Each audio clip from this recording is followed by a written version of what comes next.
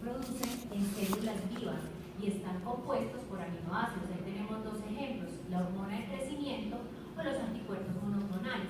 Y si ustedes ven la diferencia, miren el peso molecular, cómo cambia de un medicamento biológico a una molécula química.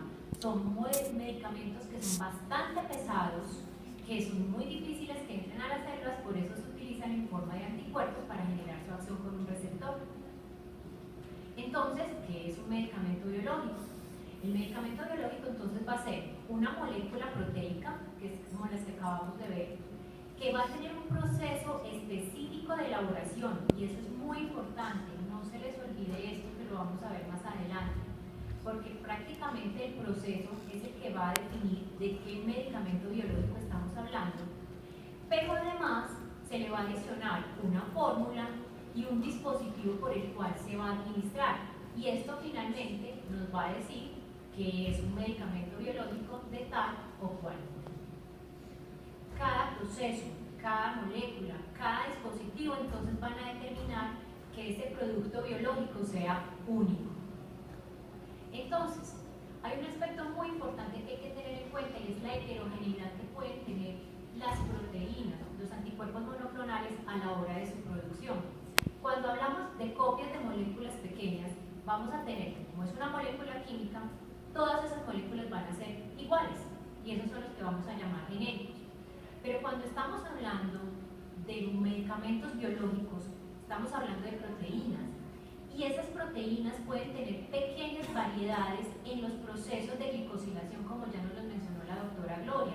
Entonces, cualquier variación que ocurra en esa formación, en esos azúcares, va a causar una diferencia muy pequeña en ese medicamento, va a cambiar esa molécula. Miren que esas variantes pueden llegar a ser inclusive hasta 10 a la 8 resultados posibles. Entonces miren lo que implica que un proceso pueda cambiar todas las posibles variaciones que nos puede dar de esa misma proteína. Entonces, un producto biológico como un anticuerpo monoclonal es una mezcla de microheterogenes en estructuras proteicas, y la cantidad y la diversidad de esas variantes se debe mantener dentro de los límites establecidos, que eso es lo que nos da el proceso de producción. Y aquí es donde vamos. El proceso es supremamente importante. Empecemos por eso. Todos pueden tener la misma secuencia genética, pero todos esos vectores, esas secuencias genéticas, son casi que un secreto de estado para los laboratorios. Esos los tienen inclusive guardados en cajas fuertes en distintas partes del mundo, porque es que esa es la base del medicamento, esa es la base de todo lo que ellos están realizando en estudios clínicos. Entonces, esa secuencia genética se va a poner en células vivas, que es las que van a permitir que empiecen a producir esas proteínas en distintas condiciones de fermentación o cultivo, para generar finalmente un producto final con unas características biofísicas muy especiales, de acuerdo al proceso que se tenga establecido. Entonces, ¿qué pasa?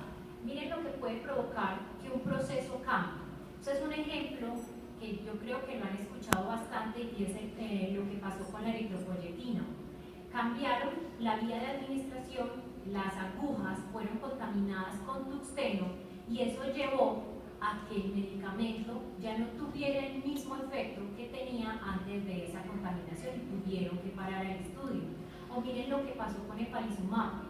En los estudios fase 3 de Efalisumab, cuando se hizo el cambio, tuvieron un cambio en el proceso, un cambio de planta, y eso llevó a que toda la producción fuera completamente diferente, y tuvieron que volver a empezar el proceso desde el principio, todos los estudios, para poder sacar el medicamento al mercado. Entonces, pequeños cambios, ya sea hasta en una cosa tan simple como en una aguja, pueden llevar a que el medicamento biológico sea completamente diferente.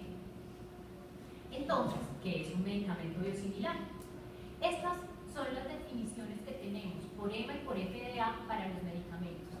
Para la EMA, el medicamento biosimilar, para poderse llamar biosimilar, debe generar evidencias para confirmar esa similitud en términos de calidad, seguridad y eficacia de un nuevo producto medicinal biológico similar al producto que vamos a denominar de referencia o producto innovador. Esa es la definición de biosimilar para la EMA. para la FDA nos está diciendo que es un producto biológico que es muy similar al producto de referencia, salvo que va a tener algunas diferencias menores en componentes clínicamente inactivos, pero que definitivamente no puede tener diferencias desde el punto de vista clínico, o sea, que esas diferencias clínicas, esas diferencias en eficacia, en efectividad, no deben de ser significativas, y que debe demostrar que esas diferencias no las tiene ni en seguridad, ni en la potencia, ni en la pureza del producto. Esa es la definición para la FDA. Y la definición para la Organización Mundial de la Salud, para productos, ellos no les llaman biosimilares, sino que los llaman productos bioterapéuticos similares. Entonces dice, son productos bioterapéuticos que son similares en términos de calidad, seguridad y eficacia a un producto bioterapéutico de referencia autorizado previamente. Entonces, para hablar de biosimilares tenemos que son productos que son altamente similares al producto biológico de referencia en función de los datos que están presentando de calidad, de seguridad y de eficacia. Entonces, cuando estamos hablando de medicamentos biosimilares, nos hacemos una pregunta y es: ¿desarrollar un medicamento biosimilar equivale a cambiar un proceso de una fábrica a otra, de que lo produzca A o lo produzca B? Entonces, hay unos requisitos regulatorios para poder hablar de esto. Entonces, el primero, estamos hablando de un término que se llama comparabilidad y vamos a hablar de un término que se llama biosimilitud. El término comparabilidad lo vamos a, sobre todo, aplicar cuando estamos confirmando que el perfil de seguridad de una molécula, de un producto biológico establecido que ya está en circulación, se mantiene cuando hay ciertos cambios en su producción. Generalmente se aplica para el mismo producto que cambió un proceso en la planta, que cambió un proceso en un contenedor. Entonces, hablamos de comparabilidad cuando se están hablando cambios dentro del mismo producto. Pero vamos a hablar del término de biosimilitud cuando vamos a establecer si el perfil de seguridad y eficacia de un medicamento nuevo, un medicamento que se quiere comparar con un medicamento de referencia, es similar. Y este es el punto importante entonces cuando vamos a hablar de biosimilitud y comparabilidad.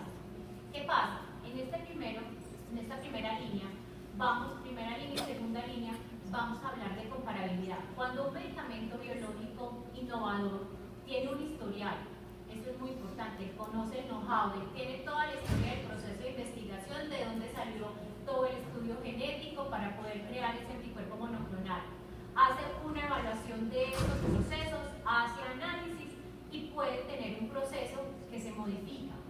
Para hacer entonces la comparabilidad, cuando modificas el proceso, hace nuevamente estudios no clínicos, estudios clínicos y sale un nuevo proceso. Pero cuando estamos hablando de un biosimilar, el biosimilar no tiene esto. El biosimilar no conoce la historia, no conoce la evaluación de los procesos.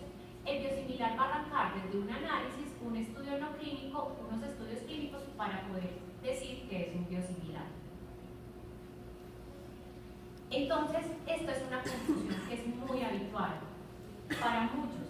Entender que cambiar el proceso de innovación, o sea, el proceso de elaboración, dicen que ya es igual al innovador, y no, eso no es lo mismo.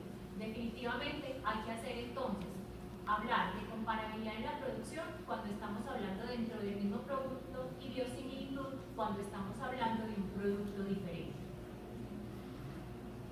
Entonces, los biosimilares no son medicamentos biológicos genéricos. No podemos hablar de copias genéricas con biosimilares.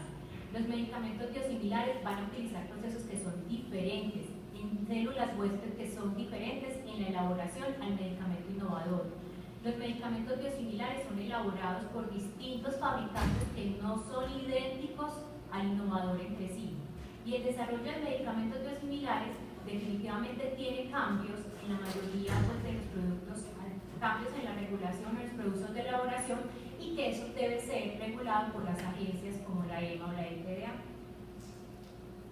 ¿Cuáles son entonces los problemas científicos o médicos más importantes que nos enfrentamos con la parte de los biosimilares?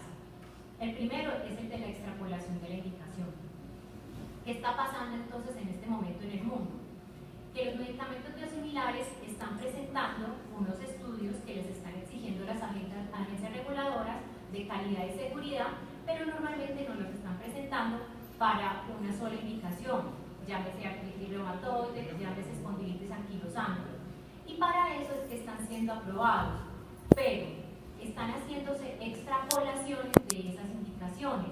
Como están en un medicamento innovador, está aprobado para psoriasis, artritis reumatoide, espondilitis anquilosante, ellos al ser aprobados para una sola indicación, pero decir que son biosimilares, se extrapolan a las demás indicaciones sin tener estudios. Y eso tiene muchos interrogantes y la doctora Gloria nos lo planteaba. ¿Eso será posible? ¿Funcionará igual o no funcionará igual? Hablar de un estudio de un medicamento tipo infliximab en artritis psoriática será lo mismo que hablar de infliximab en artritis reumatoide. Hablar de un medicamento que funcione en ancianos será lo mismo que hablar de un medicamento que funcione en niños. Y esa extrapolación hay que tenerla con mucho cuidado. Miren que las sustancias anti-TNF tienen múltiples indicaciones aprobadas, todas son poblaciones diferentes, tienen diferentes perfiles de eficacia y de seguridad. Y esta gráfica se las traigo es para que miren una cosa, y es que hay que escoger muy bien los estudios o muy bien la población en la que queremos hacer la indicación y estudiar esa eficacia del medicamento biosimilar. ¿Por qué? Porque hay entidades, por ejemplo, como la psoriasis, que son muy sensibles a los cambios y cuando usted coloca el medicamento fácilmente va a notar si está funcionando o no. A diferencia de otras enfermedades como la artritis reumatoide, que los cambios son muy poco sensibles, es muy difícil notar la diferencia. Entonces, muchas veces se prefiere escoger estudios en poblaciones como artritis reumatoide, donde fácilmente van a decir, pues funciona igual que el medicamento innovador, y no en poblaciones como psoriasis, donde fácilmente se darían cuenta si hay diferencias en esa eficacia o no. En cuanto a la extrapolación, estas son entonces las guías que nos presentan. La guía de la FDA dice que se puede extrapolar a otras indicaciones, pero hay que seleccionar la población de estudio y el régimen de tratamiento más sensible, que es lo que les acabo de explicar.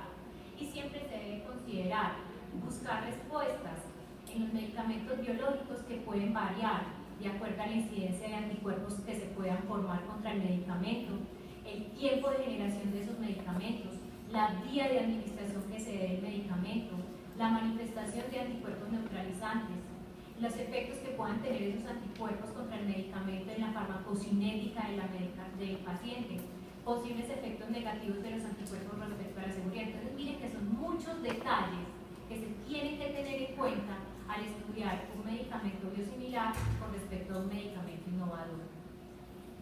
Estas son hasta ahora las extrapolaciones que se tienen, por ejemplo, de este biosimilar aprobado ya.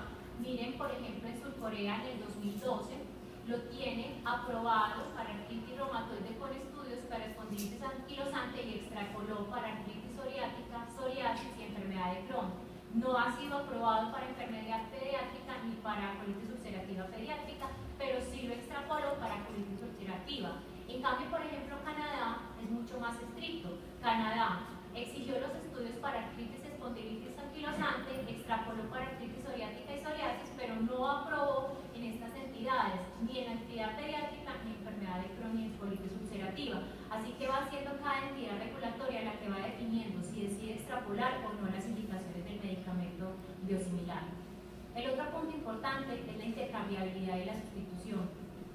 Hablamos de intercambiabilidad cuando decimos si el medicamento puede darse independiente, si es A o B, una vez doy A, otra vez doy B. Entonces, para la FDA, ellos definen que un medicamento biosimilar es intercambiable si requiere o si cumple estos requisitos. Primero, que se espere que tenga el mismo resultado clínico en cualquier paciente. Que si la alternancia repetida se da entre los medicamentos biosimilares y el innovador, no suponga mayores riesgos para el paciente. En cambio, la EMA no tiene recomendaciones al respecto, no nos está diciendo nada si podemos intercambiar un medicamento biológico con un biosimilar. ¿Qué pasa? Hay un punto importante y es que debemos tener en esa parte de intercambiabilidad lo que el médico sugiera, que sea decisión del médico tratante. Entonces, hablamos de cambio indicado por el médico cuando el médico que ha realizado la